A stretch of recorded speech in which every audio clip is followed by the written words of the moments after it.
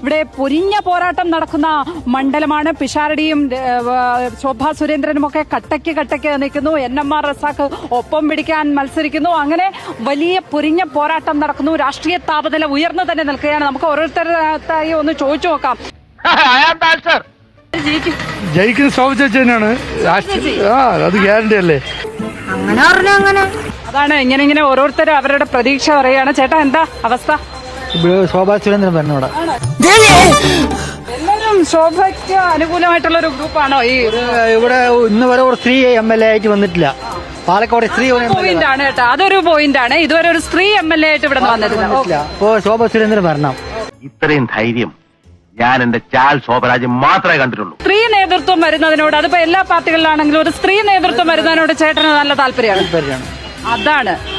ചേട്ടന്റെ പേരെന്താ? പ്രഭു. അതിനൊരു കൈ കേട്ടോ, കൊള്ളാം. ആ നിലപാടിനാണേ. ഓക്കെ. ഇവനെ സൂക്ഷിക്കണം, അവന്റെ കണ്ണിൽ എന്തോ തീക്ഷ്ണതയോടെ കത്തുന്നു. ആരാ ഇവിടെ ജയിക്കുക? ശോഭാ സുരേന്ദ്രൻ. ആണോ? എല്ലാരും ഇതൊരു ശോഭയുടെ ശക്തി കേന്ദ്രമാണോ എന്ന് എനിക്കൊരു ചെറിയ സംശയം. അങ്ങനെയല്ല, ശോഭ ന്യായമായിട്ടുള്ള കാര്യത്തിന് കൂട്ടു നിൽക്കുന്ന ആളാണ്. അത് കാരണം അവരെ വരാൻ പാടുള്ളൂ. പിഷാരടി ഒരു പാവമനുഷ്യനല്ലേ? പിഷാരടി ഒന്നും ഭരിക്കാൻ പോരാ. അയാൾ സിനിമയിലെ പോരാ, പിന്നെ ഭരണത്തിൽ വരുമോ? ആരായിരിക്കും ഇവിടെ? ശോഭ ചേച്ചി തന്നെ. ഉറപ്പിച്ച്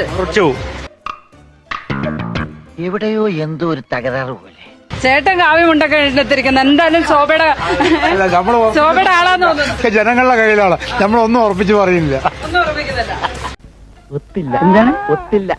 ഇവിടെ ഒരു ശോഭയുടെ ശക്തി കേന്ദ്രമെന്നോ ഒരു സംശയമുണ്ട്. ഒരു അമ്മച്ചി കിട്ടിയിട്ടുണ്ട്. ആര് ജയിക്കും അമ്മച്ചി? ഇവിടെ ആര് ജയിക്കും?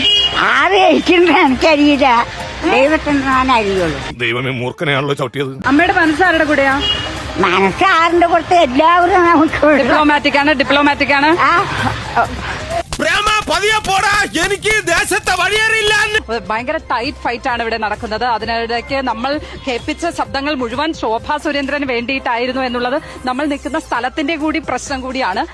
അതൊരു പ്രശ്നമല്ല, ഇവിടെ അങ്ങനെയാണ്, സ്ട്രോങ് ഹോൾഡ് ആണ്. കുറച്ചുകൂടി അപ്പുറത്തേക്ക് പോയി കഴിഞ്ഞാൽ നമുക്ക് കോൺഗ്രസ് അനുകൂല ബൈറ്റുകളും NMR റസാഖിന് വേണ്ടിയിട്ടുള്ള ബൈറ്റുകളും ഒക്കെ കിട്ടും. ഇപ്പൊ കറക്റ്റ്, അല്ലെങ്കിൽ പിള്ളേച്ചൻ നുണ പറയുന്നതായിരിക്കും. കച്ചവടക്കാരായിട്ടും റസാഖിന്റെ ആൾക്കാരൊന്നും ഇല്ലേ ഇവിടെ? എന്താ ഫാൻസും ഇല്ലേ? BJP കൂടെ ഉണ്ട്. ത്രികോണ മത്സരം അതാ വരുന്നുണ്ട്. ഇങ്ങോട്ട് വരുമ്പോഴത്തേക്കും കാര്യങ്ങൾ മാറുന്നുണ്ട് തന്നെയാ. ഓക്കെ. മത്സരം ഒന്നും പറയാൻ പറ്റില്ല. ഒന്നും പറയാൻ പറ്റില്ല. ത്രികോണ മത്സരം. ആര് ജയിക്കണം? ശോഭ ചേച്ചി ജയിക്കണം.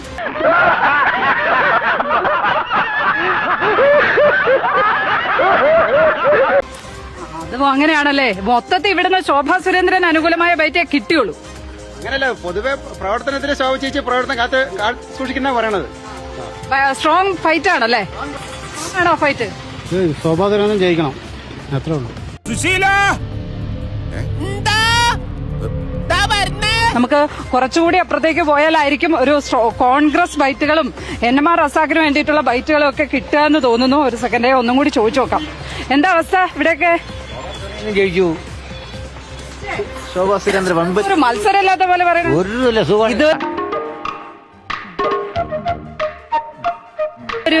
ഇതെനിക്കറിയാം, ഇതൊരു BJPയുടെ സ്ട്രോങ് ഹോൾഡ് അല്ലേ? അങ്ങനെയൊന്നുമല്ല, നമുക്ക് തോന്നുന്നുണ്ടല്ലേ? അതൊന്നുമല്ല, BJPയുടെ തോണ്ടൊന്നും പടിയില്ല. ഗംഭീര മത്സരമാണല്ലോ ശരിക്കും. പിഷാരടി ഭയങ്കര ഫൈറ്റ് അല്ലേ കൊടുക്കുന്നത്? പുട്ടിപ്പൊടി കച്ചവടക്കാരോ വേറെന്താ ആൾക്കാരിയാ? രാഷ്ട്രീയത്തിന് എന്താ അറിയാ? കച്ചവടം ഉണ്ടോ? പുട്ടിപ്പൊടി കച്ചവടം. ഒരു ഗ്ലാസ് വെള്ളത്തിൽ ഒരു ഗ്ലാസ് പുട്ടിപ്പൊടി. നിർത്തിയെന്ന് അവമാനിക്കുവാണെന്ന്. വൻപിച്ച ഭൂരിപക്ഷം ശോഭാ സുരേന്ദ്രൻ ജയിക്കും.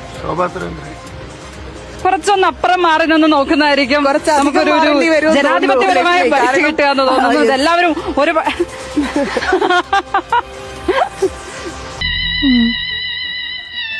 ഇതെന്തും മറിമായും എനിക്ക് ഭ്രാന്തായി പോയതാണ്, അത് നാട്ടുകാർക്ക് മൊത്തം ഭ്രാന്തായ. ഭയങ്കര കട്ടയ്ക്ക് മത്സരം. നമുക്ക് ആർക്കും ഒരു മേൽക്കൈ പറയാൻ പറ്റില്ല ഇവിടെ. അത് ജനങ്ങൾ തെരഞ്ഞെടുത്ത് വയ്ക്കണത് ഇക്രി BJPയുടെ വയ്ക്ക് നമ്മുടെ ശോഭ ചേച്ചിയായിരിക്കും.